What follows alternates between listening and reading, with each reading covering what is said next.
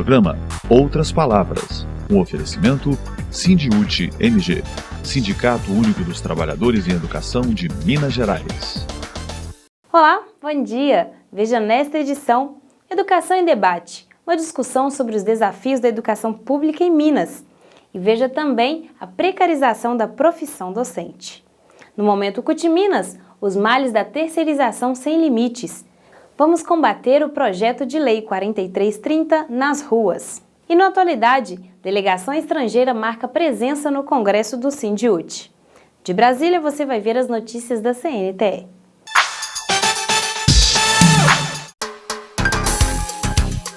Educação em Debate. Na sala de aula é que se muda uma nação. Na sala de aula não há idade nem cor. Por isso aceite e respeite o meu professor. Batam palmas pra ele, batam palmas pra ele. No Educação em Debate, a professora da rede pública Jussara Bueno de Queiroz Pasqualino, doutora e pesquisadora do Centro de Apoio da Educação à Distância da UFMG, falou aos delegados e delegadas do Sindiúti sobre as condições precárias de trabalho e as situações que provocam o adoecimento da categoria. Precarização do trabalho docente. Realmente chegamos a um ponto de situação quase insustentável. O professor precisa ser valorizado, precisa ter o reconhecimento do seu trabalho, que muitas vezes é colocado, inclusive, numa situação de inútil. Falar também da condição de salário desse profissional. Não dá para pensar num profissional que não tenha a condição de se manter, de estudar, de se formar, de ter um lazer. Esse profissional precisa ser visto como um profissional que investe a todo momento na sua formação. Nesse sentido, nós temos que pensar nas condições de salários dignos para esse profissional, para que ele possa realmente ser um incentivador da formação de jovens, das pessoas. Hoje, nós vemos que as escolas precisam de toda a melhoria da sua infraestrutura, precisa de condições de dar a esse professor de audiovisual, de informática, de comunicação, para que as aulas sejam interessantes, precisa de uma boa biblioteca, precisa de um espaço de lazer. Como que estão nossas escolas? Cada um de vocês que vieram aqui hoje sabe que precisa de muita coisa. Sabe que nós precisamos lutar por uma escola melhor e mais digna, e principalmente do valor de ser professor. Falo aqui de um lugar em que acredito que nós possamos mudar essa educação do jeito que está. Nós temos que reconhecer o nosso valor diante do que está aqui. É um compromisso que começa com cada um de vocês que estão aqui, juntamente com a equipe de trabalho que vocês têm na escola e também num grupo maior, que é o sindicato. É um momento de unir as forças e pensar numa educação que possa ser diferente. Como estão nossas escolas? Estão superlotadas, estão com uma infraestrutura precária e esse professor, para ter uma melhor condições de vida, trabalha 1, 2 e às vezes 3 turnos. Como que fica esse profissional que acaba deixando de lado o seu bem-estar e entra numa fase de adoecimento? Torna-se, portanto, um círculo vicioso. Esse professor, diante das dificuldades do seu trabalho, começa a adoecer. Começa a ficar esquisito, cada dia sente uma coisa e ele vai, de certa forma, perdendo a sua autonomia, perdendo o seu desejo pela educação, perdendo o seu entusiasmo. É hora de pensar que eu preciso cuidar de mim, mas preciso também de cuidar para que esse coletivo possa exigir, possa realmente desejar um outro patamar na educação, de respeito e de valorização, e, acima de tudo, de cuidado com o educador. Não podemos deixar esses professores adoecidos pelos corredores da escola, muitas vezes exercendo o que a gente chama de presenteísmo docente, aquele profissional que vai trabalhar doente, acreditando que ainda pode fazer a diferença na vida de muitos jovens que estão ali para estudar. Mas esse profissional fica cada vez mais adoecido. E, muitas vezes, o que o noticiário coloca como esse professor é a questão do absenteísmo. É o professor que falta ao trabalho, é o professor descomprometido, é o professor que não se interessa pelo seu trabalho. Nós, professores, não temos isso, não. Nós, professores, vamos trabalhar doentes. Nós, professores, acreditamos naquilo que a gente faz. Então, nós temos que ter força para lutar por um mundo melhor, que não pode nunca ser sem educação. Acreditar no professor é acreditar na sua formação. Uma formação que faça frente ao seu trabalho, ao exercício do magistério.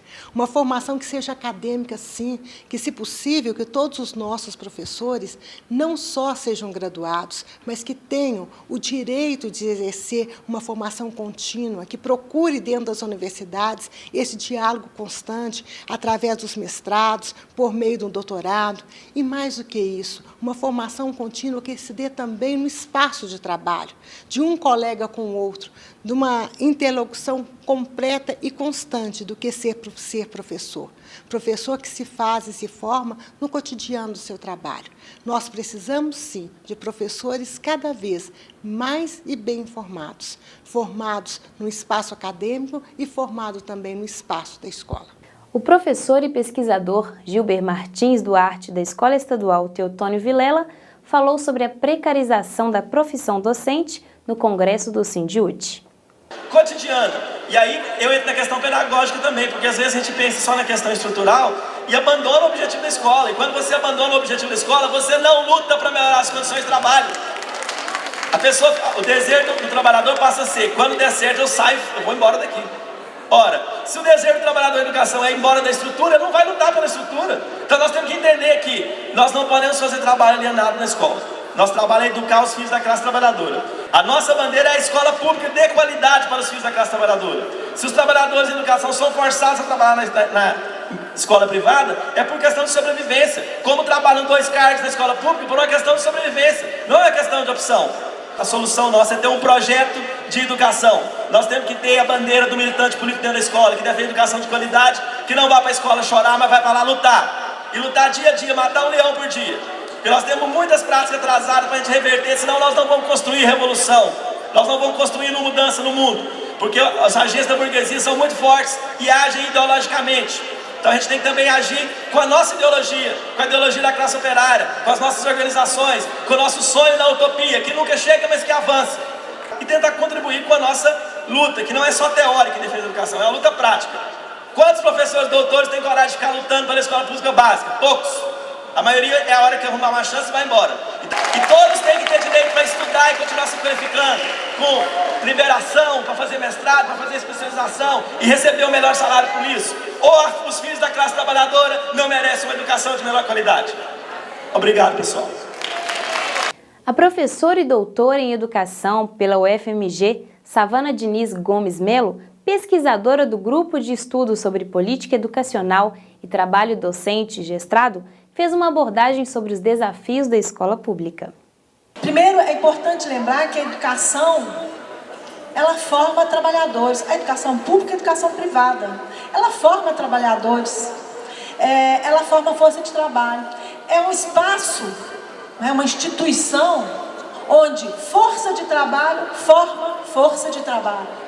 Isso é da maior importância da gente não esquecer. Ora, então no espaço, nos marcos do capitalismo, a escola é reprodutora das relações sociais de produção. Mas essa não é a dimensão que nós, que lutamos pela transformação da sociedade, temos essa concepção da educação. Nós acreditamos e queremos que amplie o espaço contraditório que está presente em todas as instituições da sociedade e em todas as relações que são estabelecidas, embora haja uma hegemonia das relações capitalistas. Mas há outros princípios que orientam, em disputa na sociedade. O trabalho no Brasil, por que ele é mais precarizado? Porque nessa ordem capitalista que é mundial, o Brasil ocupa uma condição subordinada, de um capitalismo periférico. E o próprio processo de modernização, para o povo da história que pode explicar isso com muito mais propriedade, deixa suas marcas. O Brasil é um país que foi um dos últimos a abolir a escravidão e o fez da maneira que fez.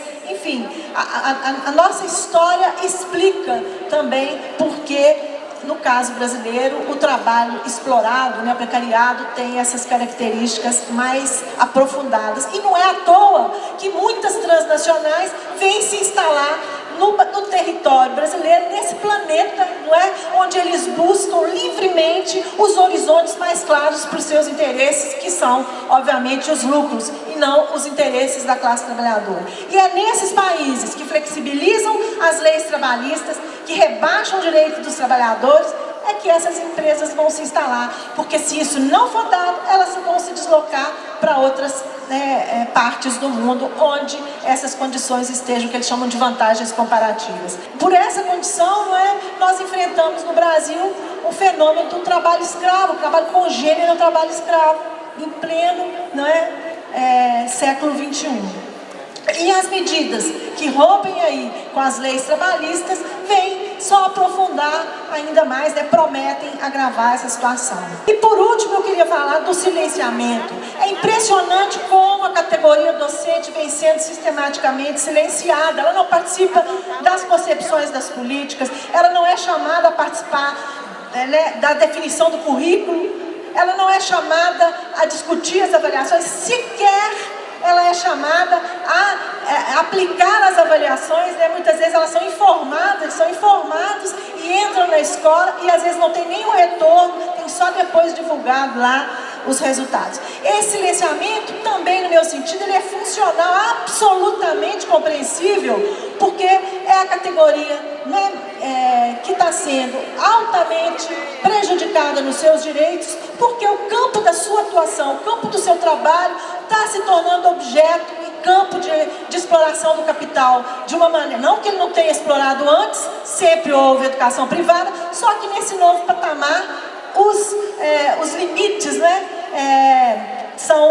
os limites dessa exploração se tornam aí incomensuráveis, a julgar pelos altos valores que as empresas, do setor educacional vêm ganhando. Portanto, silenciar esse trabalhador, que é justamente o trabalhador intelectual, que tem capacidade de pensar, que tem capacidade de refletir, que trabalha com este objeto, que é o ser humano, que são os nossos estudantes, nessa interação, ele tem que ser mesmo silenciado. O cara é mais um dos elementos que compõem os desafios dos trabalhadores docentes. É tornar a sua voz audível, audível e que ele encontre ressonância junto aos seus antagonistas, que no caso são os nossos empregadores.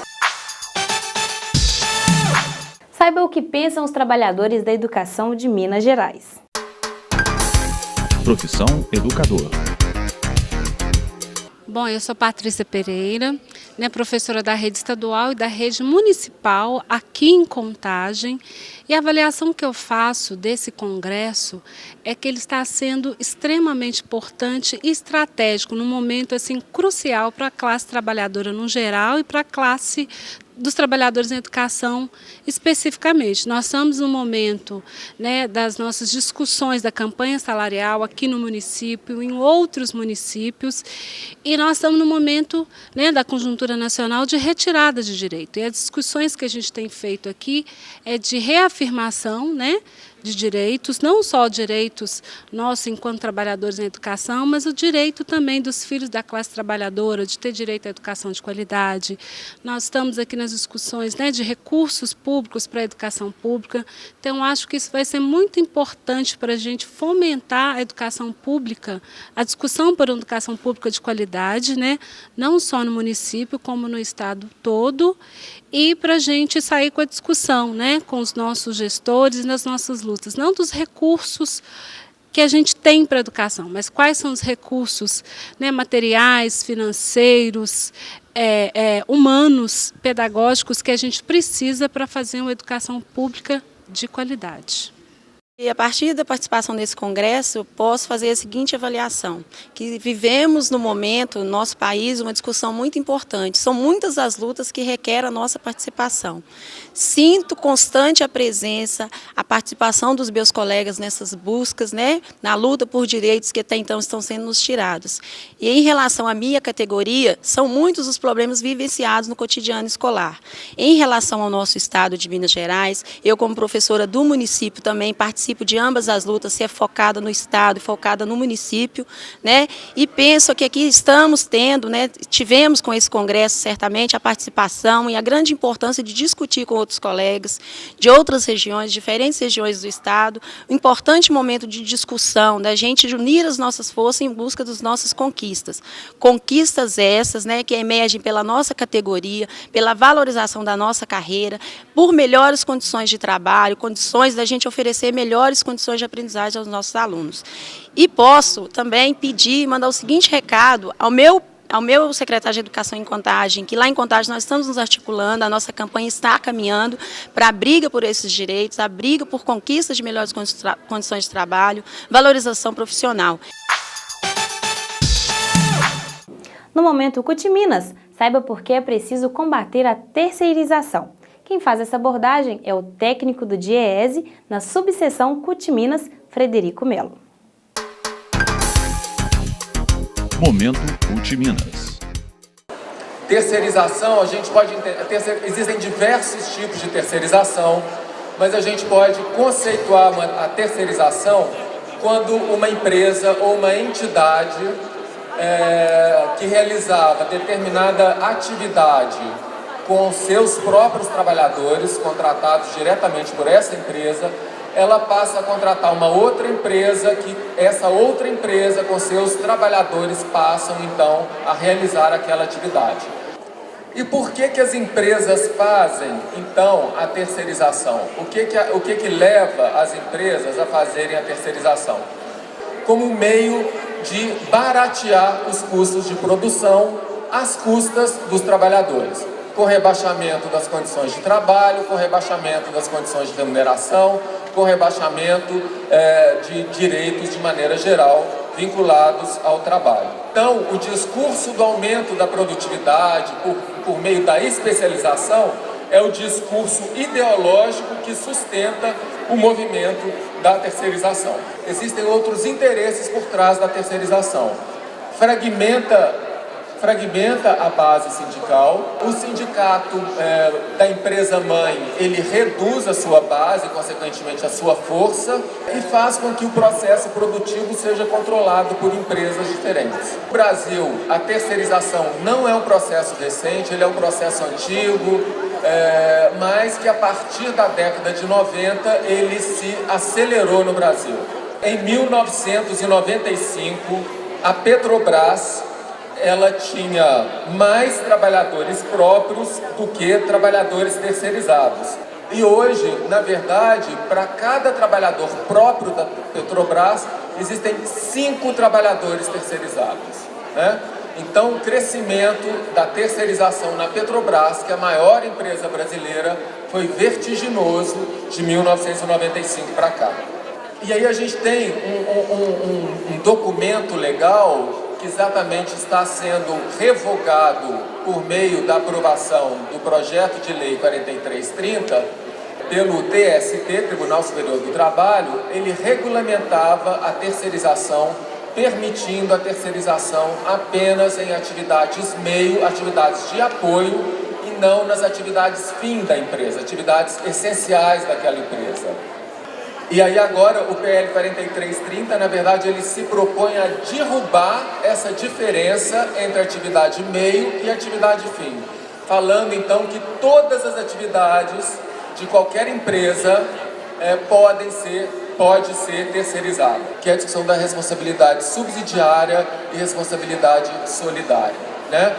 Pelo projeto de lei 4330 vai vigorar o princípio da responsabilidade subsidiária se a empresa mãe fiscalizar a empresa terceira. O DIEESE e mais outros técnicos da CUT Nacional fizeram um estudo sobre a terceirização e eles mostraram que o trabalhador de uma empresa terceirizada ganha 25% a menos do que o trabalhador da empresa mãe, trabalha 7,5% a mais e fica a metade do tempo na empresa. E o que o setor público, mais particularmente a administração direta, tem a ver com isso? E o Supremo considerou constitucional a contratação de OS. Ou seja, União, estados, municípios podem contratar organizações sociais para fazer nas seguintes atividades: ensino, saúde, pesquisa científica, desenvolvimento tecnológico, cultura, proteção e preservação do meio ambiente. Não precisam fazer licitação, desde que sejam submetidos ao Ministério Público e tribunais de contas. Além disso, as OS podem receber recursos públicos, bens públicos e servidores públicos. Por que eu chamo o PL 4330 e, de maneira geral, a terceirização como uma reforma trabalhista da precarização? Porque ela piora as condições de trabalho, né? Piores condições de saúde e segurança, o pessoal não tem treinamento, chega a atingir o trabalho escravo, né? Então piora as condições de trabalho, piora as condições de contratação, porque os trabalhadores terceirizados têm maior rotatividade, têm trabalho temporário, tem contratação de autônomos como pessoa jurídica, ou seja, pejotização do trabalhador, tem a possibilidade da subcontratação, quarteirização, então piora as formas de contratação. Piora as condições de remuneração, porque os salários diretos são menores, os benefícios são menores e tem menores garantias. Então, a terceirização e o PL 4330 é uma reforma trabalhista da precarização. O Sindiúte-MG recebe em seu congresso uma delegação estrangeira que veio conhecer como os educadores mineiros se organizam em suas lutas. Atualidade. Uma delegação de sindicalistas e pessoas que atuam em movimentos sociais e sindicais de vários países estiveram presentes no congresso do Sindiúte. Eles estão participando de um curso de formação do MST no Brasil. Vamos conversar com essa delegação. My name is Devon Crosby. I represent Trinidad and Tobago from the Movement for Social Justice. Ele é Devon Crosby, ele é do Movimento para a Justiça Social, que é um partido político em Trinidad e Tobago. Que contribuição vocês trazem para o encontro dos educadores e que lição levam para casa? Eu acho que nós podemos dar solidariedade à causa das educadoras e educadores, porque nosso país temos os mesmos desafios que os educadores públicos aqui no Brasil. Então, como fato de estar aqui para apoiar, para conhecer um pouco do processo do Congresso, é para nós importante, como para nosso movimento de educadores no Trinidad e Tobago. My name is Pulem Phaka. I'm from South Africa. Pulem, que está aqui da África do Sul, representando o Sindicato de Metalúrgicos na África do Sul, que é chamado NUMSA. Também lá vocês enfrentam muitas dificuldades no mundo do trabalho? Nós temos muitos desafios no campo laboral, especialmente em condições da negociação coletiva, que é parte do nosso processo, e quando não logramos uma vitória, muitas vezes levamos para a greve. Tem notícias, acompanham de certa forma o que acontece na educação no Brasil, sobretudo em Minas Gerais. Vocês conhecem um pouco da nossa história? Nós temos um pouco de conhecimento por causa de que fomos convidados pelo 10º Congresso do Sindicato de Educadores e Educadoras, e nosso país temos os mesmos desafios, que temos a ideia igual que os educadores têm que estar em condições para dar uma educação de qualidade e que o governo tem que cuidar deles e delas, para que elas possam prover esse tipo de educação, e também que tem que respeitar o processo de negociação coletiva dos sindicatos. Meu nome é Ricardo Meza e eu sou do Fundo de Defesa do Hugo Chávez. Somos uma organização que apoia a todos os povos oprimidos do mundo. Que luta nos une? A luta que nos une é que também temos os mesmos desafios, especialmente no campo da perda de direitos dos professores e as professoras no Toronto, que perderam o direito para negociar de modo coletivo. Já conhece um pouco da história da luta dos educadores de Minas Gerais, da educação no Brasil? Conheço muito pouco, mas acho que temos algumas similaridades, por exemplo, a exploração dos educadores e educadoras por causa de que tem atividades extracurriculares que o distrito está pedindo, mas que não são compensadas de maneira justa para os professores. A luta pelo piso salarial, por uma reivindicação melhor de condições de trabalho e de salário, também é uma luta que une os trabalhadores daqui do seu país? Temos olhado os mesmos problemas, especialmente no caso das professoras mais novas, que têm um salário menor em comparação às professoras que têm mais tempo no campo da educação. Aqui vive-se o contrário. Aqui quem tem mais tempo de serviço, menos valorização. These are some of the differences, but I think in terms of the oppression that the teachers receive, ainda que o caso talvez é um pouco diferente, a opressão é similar, porque ainda também tem um recorte de benefícios dos professores lá e também um recorte dos materiais pedagógicos que o professor precisa para dar aula. O fato também importante de falar é que estas condições afetam mais as comunidades que são da periferia, porque as escolas que estão nos bairros mais ricos não têm esse tipo de condições. Ok, obrigada. Thank you. De Brasília, você acompanha as notícias da CNTE. Momento CNTE. O assessor técnico do Departamento Intersindical de Assessoria Parlamentar, DIAP, Flávio Tonelli Vaz, fez, em reunião do Conselho Nacional de Entidades da Confederação Nacional dos Trabalhadores em Educação, CNTE, uma análise da conjuntura brasileira e das medidas de enfrentamento à crise atual. Nós podemos concluir que o Brasil saiu mal nesse enfrentamento da crise, porque terminou o ano passado crescendo praticamente zero. Ou podemos fazer um debate, por exemplo, olhando o desemprego, olhando a renda dos trabalhadores, olhando a diminuição da miséria, olhando essa nova pactuação por direitos sociais e tudo mais. Essa diferença é fundamental para que eu possa analisar as novas medidas e nos contrapormos a ela, como também valorizar os acertos que permitiram que o Brasil terminasse o ano passado com o menor índice de desemprego da sua série histórica. Foram debatidos também os impactos nos serviços públicos da votação do PL 4330, que regulamenta a terceirização sem limites, e da decisão do STF sobre a constitucionalidade de outra lei, a que permite convênios do Estado com as organizações sociais, que aumenta os riscos para a escola pública. Quando eu terceirizo, a educação perde, a saúde perde, né? A sociedade perde na prestação desses serviços, né? É claro que ela precariza a vida dos trabalhadores da educação, da saúde, da assistência social, mas quem mais perde com isso, com essa precarização e com essa forma de administração, é a sociedade, né? Que tem uma educação de pior qualidade, uma assistência de saúde de pior qualidade, né? Não é um debate sobre lucro, porque essas organizações, em tese, são entidades sem fins lucrativos, né? Em tese.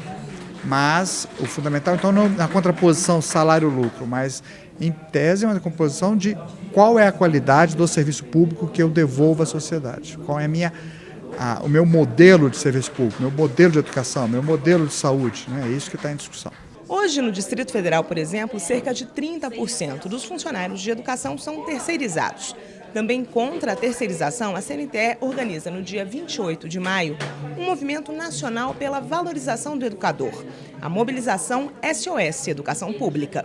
As pessoas, os trabalhadores de educação, devem ir às escolas vestidos de preto ou trajando uma tarja preta, mas preferencialmente com uma roupa preta, né?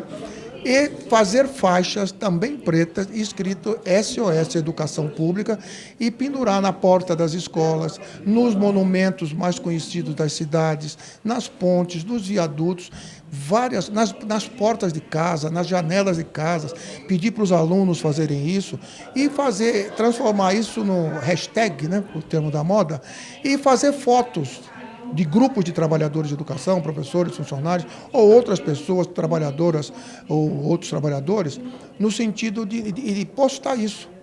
A CNTE participa também no dia 29 da greve geral convocada pela CUT e demais centrais sindicais contra a terceirização e a retirada de direitos da classe trabalhadora.